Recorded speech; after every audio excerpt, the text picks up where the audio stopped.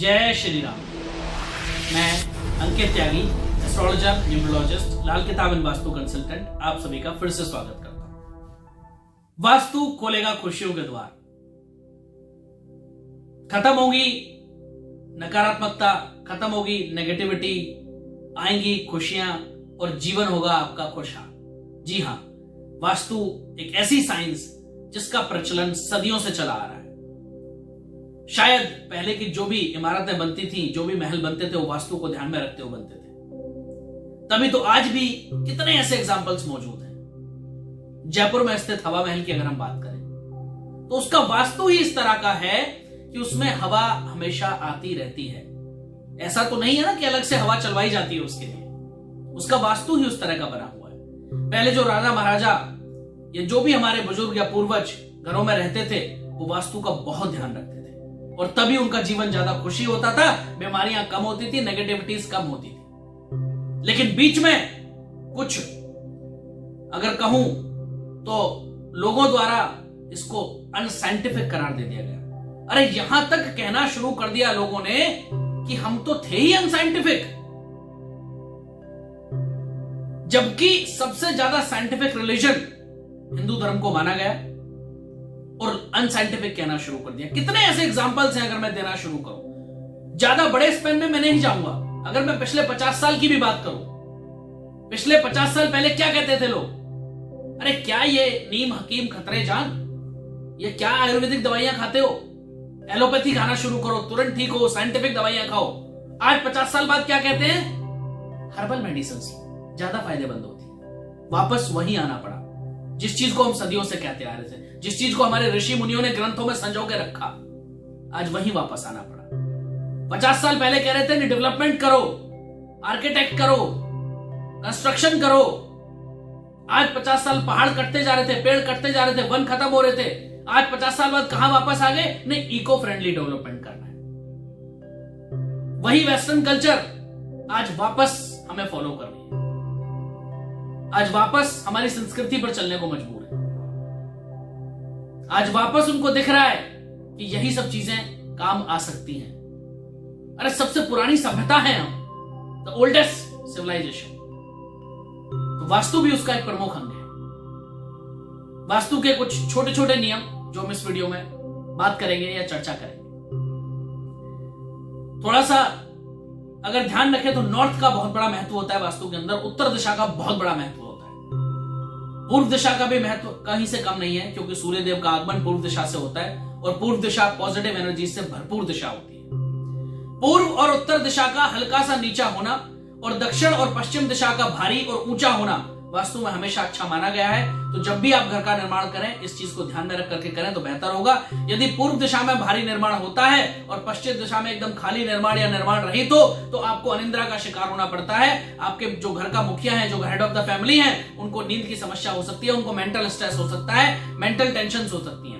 उत्तर दिशा में भी भारी निर्माण हो, परंतु दक्षिण और पश्चिम दिशा में निर्माण रहित रखना है, निर्माण नहीं करना है, तो भी ऐसी स्थिति उत्पन्न हो सकती है, तो उसको भी निर्माण रहित नहीं रखना। ईस्ट या साउथ में कभी भी आपके पैर सोते समय नहीं होने चाहिए। ऐसा माना जाता है अगर ईस्ट या साउथ में यानी पूर्व दिशा या दक्षिण दिशा में आपके पैर होते हैं तो आपके जीवन में समस्याएं लगी रहती हैं, आपके जीवन में बीमारियों का आगमन लगा रहता है, नकारात्मकता आपको घेरे रखती है और हमेशा किन्हीं न किन्हीं परेशानियों से, अनचाहे कारणों से आप घिरे रहते हैं।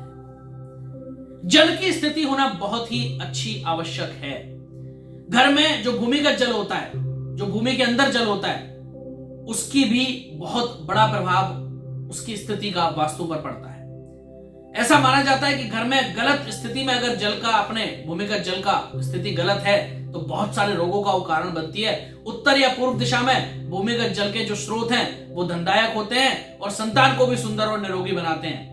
लेकिन यहां निवास करने वाले लोगों के चेहरे पर हमेशा कांति बनी रहती है और इन स्थानों पर जल की स्थिति रोग प्रतिरोधक क्षमता में वृद्धि भी करती है, यानी आपका इम्यून सिस्टम भी स्ट्रांग होता है। प्रवेश द्वार की अगर मैं बात करूं, दक्षिण पश्चिम दिशा में प्रवेश द्वार हल्की चारदीवारी या खाली जगह होना शुभ माना जाता है। ऐसा नहीं होने से आपको हार्ट से संबंधित प्रॉब्लम, लकवा की प्रॉब्लम, जो पैरालिसिस अटैक्स होते हैं, हड्डी या फिर स्नायु योग की प्रॉब्लम भी हो सकती है। इसलिए प्रवेश द्वार या खाली जगह छोड़ने से इस जगह पर बचना चाहिए। दक्षिण पश्चिम को खाली नहीं रखना है।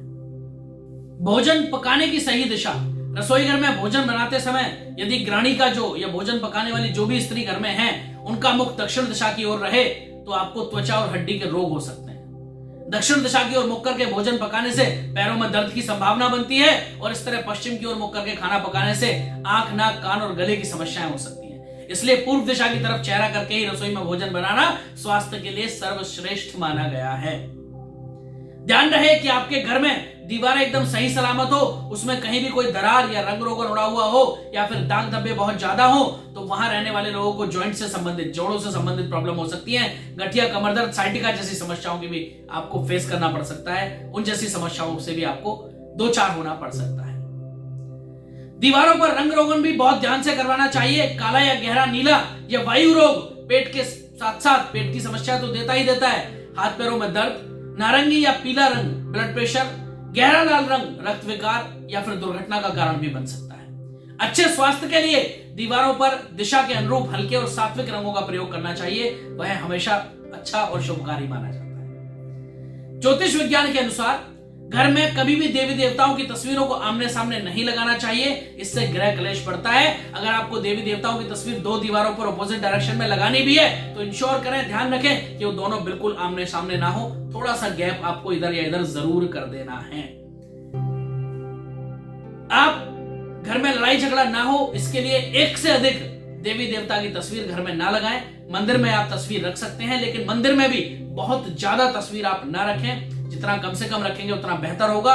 कोई भी तस्वीर खंडित, टूटी फूटी या फटी हुई कोई भी भगवान की फोटो आप घर में या मंदिर में ना रखें तो आपके लिए लाभकारी होगा। अगर आपके मंदिर में या घर में ऐसी कोई फोटोग्राफ है तो आप इमीडिएटली, या तस्वीर है या मूर्ति है तो आप इमीडिएटली उसे जल प्रवाह कर दें, शुभकारी होगा और बहुत सारी नकारात्मकता आपके घर से चली जाएगी। ये है वो वास्तु के छोटे छोटे उपाय जो हमारे जीवन को बदल सकते हैं, जो हमारे जीवन में दुखों का एक बहुत बड़ा कारण होता है उसका खात्मा कर सकते हैं, उसका अंत कर सकते हैं। अगर आपको हमारी भी ये वीडियोस पसंद आती हैं तो आप हमारा चैनल सब्सक्राइब करना बिल्कुल ना भूलें और बेल आइकन जरूर दबा दें ताकि हमारी आने वाली हर वीडियो आप तक पहुंचती रहे। आप हमारे फेसबुक पेज को भी लाइक और फॉलो कर सकते हैं। अदर सोशल मीडिया माध्यम जैसे ट्विटर, लिंक्डइन या इंस्टाग्राम पर भी आप हमें फॉलो कर सकते हैं। फिर मिलेंगे एक नई वीडियो के साथ। तब तक के लिए आप सबको मेरी तरफ से जय श्री राम।